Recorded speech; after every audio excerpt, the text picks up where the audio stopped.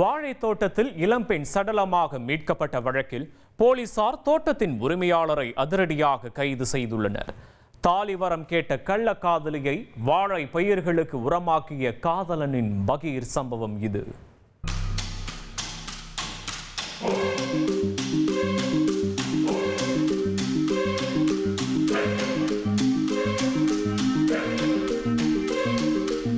கோபிச்செட்டிப்பாளையம் அருகே கெட்டிசெவியூர் பாறைக்காடு பகுதியில் உள்ள ஒரு வாழை தோட்டம்.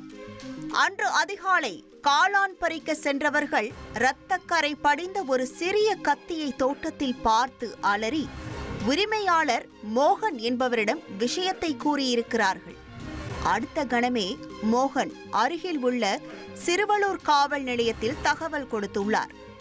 உடனே மோப்ப நாயுடன் சம்பவ இடத்திற்கு விரைந்த போலீசார் தோட்டத்தை சல்லடை போட்டு சலித்திருக்கிறார்கள்.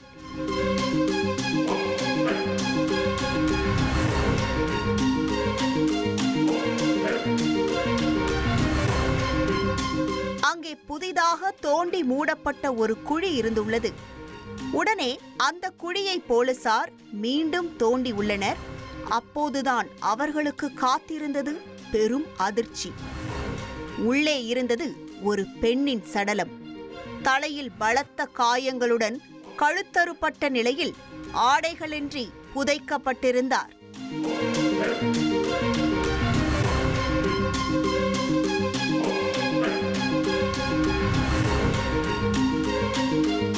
நிச்சயம் நடந்தது கொலைதான் என உறுதி செய்த சிறுவலூர் போலீசார் பெண்ணின் சடலத்தை மீட்டு உடற்கூராய்விற்காக அனுப்பி வைத்துவிட்டு, யார் இந்த பெண், இவரை இப்படி கொன்று புதைத்த கொலைக்காரன் எங்கே போன்ற பல்வேறு சந்தேகங்களுடன் விசாரணையை தொடங்கியிருக்கிறார்கள். அதில்தான் கொலை செய்யப்பட்டு புதைக்கப்பட்ட பெண் ஆப்பக்கூடல் புதுப்பாளையம் பகுதியைச் சேர்ந்த சோனியா என்று தெரிய வந்தது. 35 வயதான இவர் ஈரோடு திண்டல் பகுதியில் பியூட்டி பார்லரில் வேலை செய்து வந்துள்ளார். சோனியாவுக்கு திருமணமாகி 12ஆம் வகுப்பு பயிலும் ஒரு மகனும் 10ஆம் வகுப்பு பயிலும் ஒரு மகளும் உள்ளார். இவரது கணவர் கடந்த 2 ஆண்டுகளுக்கு முன்பு உயிரிழந்துள்ளார்.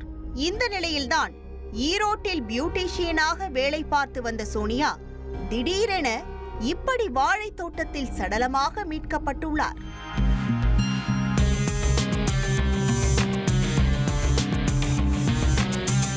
தொடர்ந்து சோனியாவின் செல்போன் சிக்னல்களை ஆய்வு செய்ததில் அவர் மோகன் என்பவருடன் அடிக்கடி பேசியது தெரிய வந்தது.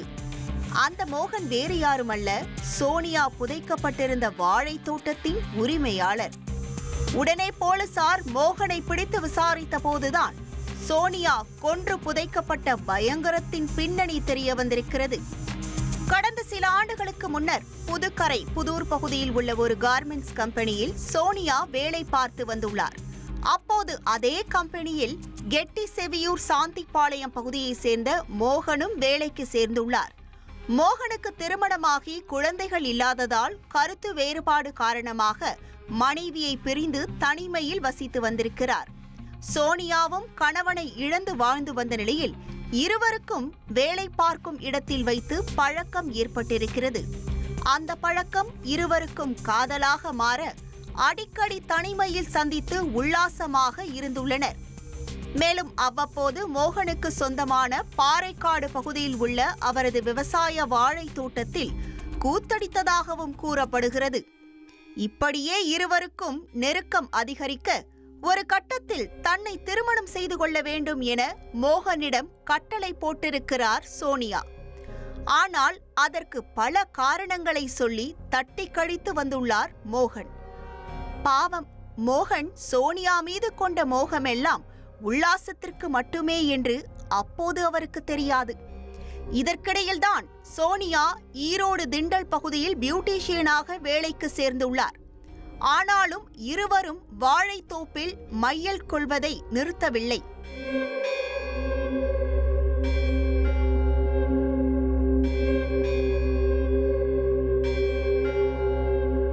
இந்த நிலையில்தான் சம்பவத்தன்று இரவு இருவரும் வழக்கமான வாழைத்தோப்பில் சந்தித்துள்ளனர்.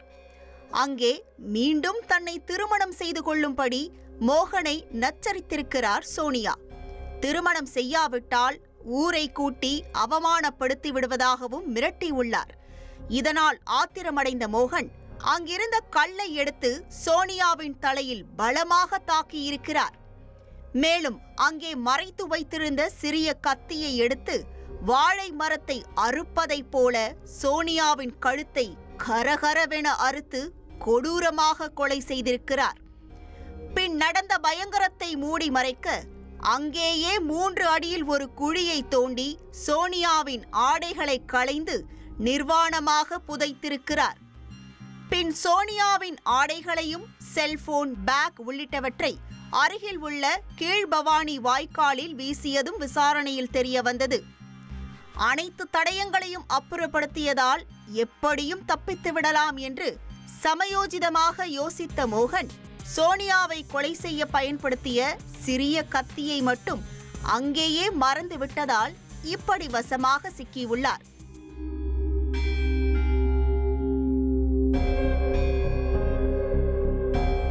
சம்பவம் தொடர்பாக வழக்கு பதிந்த போலீசார் திருமணம் செய்ய வற்புறுத்திய கள்ள காதலியை கொலை செய்து புதைத்த மோகனை சிறுவலூர் காவல்துறையினர் கைது செய்து விசாரணை நடத்தி வருகின்றனர்.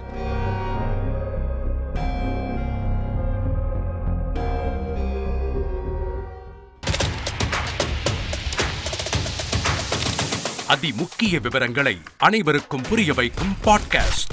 பொருளாதார பல ட்ரில்லியன் ஆயுதங்களை கொள்முதல் செய்கிறது. சம்பவங்களை தேடி களத்திற்கே உங்களை அழைத்துச் செல்லும் ஸ்பாட்லைட்.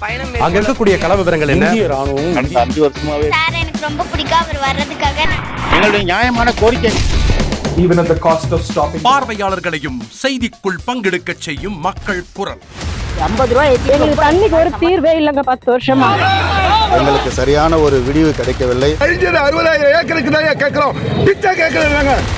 புத்தம் புதிதாக, வித்தியாசமாக. சில இடங்கள்ல பாகிஸ்தான்லயே பாராட்ட வேண்டாம், ஆனால் அதற்கு கொச்சைப்படுத்த வேண்டாம் என்று நான் கேட்டுக்கொள்கிறேன். மதத்தால் இனத்தால் மக்களை எப்படியெல்லாம் பிளவுபடுத்த முடியுமோ அந்த பிளவிற்குண்டான ஆயுதமாக இந்த மாநாட்டை அவர்கள் பயன்படுத்த நினைக்கின்றார்கள். அரசியலிலிருந்து சினிமா தனித்து இயங்க முடியாது. அனைத்தும் உங்களுக்காக. எப்போதும் இணைந்திருங்கள் தந்தி டிவியுடன்.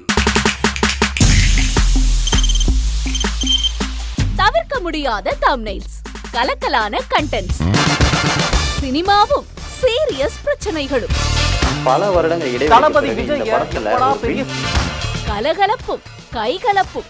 Me too love you. Thank you so much. Mass ஏத்துறது ஏற்ற தெரிக்குதுனாலே டன்னு தான்.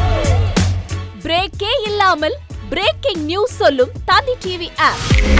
இன்ஸ்டா தலைமுறை வரை இறங்கி அடிக்கும் தந்தி டிவியின் டிஜிட்டல் எக்ஸ்க்ளூசிவ். அது தண்ணிக்குள்ள போகும்போது ஹேங் ஆயிடுச்சு.